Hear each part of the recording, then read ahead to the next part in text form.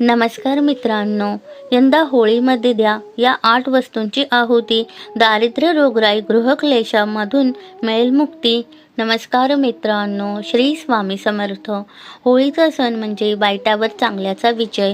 या दिवशी होलिका दहनाच्या अग्नीला अनन्यसाधारण असे महत्त्व असते. शास्त्रानुसार या अग्नीत काही विशिष्ट गोष्टी अर्पण केल्यास तुमच्या जीवनातील अनेक समस्या क्षणात भस्म होऊ शकतात. यंदा 2 मार्च रोजी होलिका दहन आहे. त्यानिमित्ताने आपण काही गोष्टी अग्नीत आवर्जून टाकाव्यात. त्या कोणत्या आहेत वस्तू त्या आजच्या व्हिडिओच्या माध्यमातून जाणून घ्या. घरात सतत कटकटी किंवा भांडणे होत असतील तर होळीच्या अग्नीत चंदनाचे लाकूड अर्पण करावे.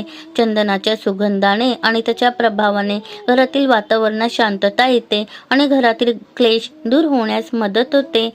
गाईच्या शेणापासून बनवलेल्या गोवऱ्या होळीत वापरणे अत्यंत शुभ मानले जाते. यामुळे घरातील आणि मनातील नकारात्मक ऊर्जा जळून खाक होते आणि सकारात्मकतेचा संचार होतो.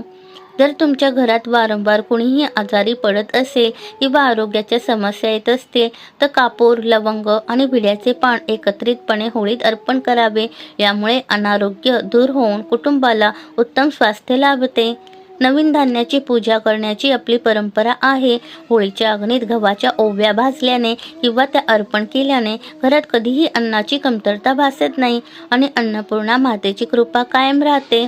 पैशांची उणीव भासत असेल किंवा कर्जाचा डोंगर वाढत असेल तर होळीत थोडी यज्ञ सामग्री अर्पण करावी. यामुळे देवाची विशेष कृपा राहते आणि उत्पन्नाचे नवे मार्ग मोकळे होतात. वास्तुदोष, नजरदोष किंवा कुंडलीतील ग्रहदोषांमुळे कामात अडथळे येत असतील तर काळे तीळ हातात घेऊन अग्नीत टाकावे.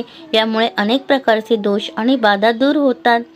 एका नारळाला तूप लावून ते होळीच्या अग्नीत अर्पण केल्यास मनातील मरगळ आणि नकारात्मकता दूर होते. ज्यांना नोकरी किंवा व्यवसायात प्रगती हवी आहे त्यांच्यासाठी हा उपाय अत्यंत प्रभावी मानला जातो. होळीच्या अग्नीत पुरणपोळी अर्पण केल्याने घरातील पितृदोष आणि ग्रहदोषांची तीव्रता कमी होऊन समृद्धी येते. हा महानैवेद्य अर्पण केल्याने घरातील क्लेश जळून खाक होतात आणि कौटुंबिक नात्यांमध्ये पूर्णासारखा गोडवा निर्माण होतो. तसेच वर्षभर घरात अन्नाची कमतरता भासू नये म्हणून हा कृतज्ञतेचा सोहळा महत्त्वाचा मानला जातो. धन्यवाद.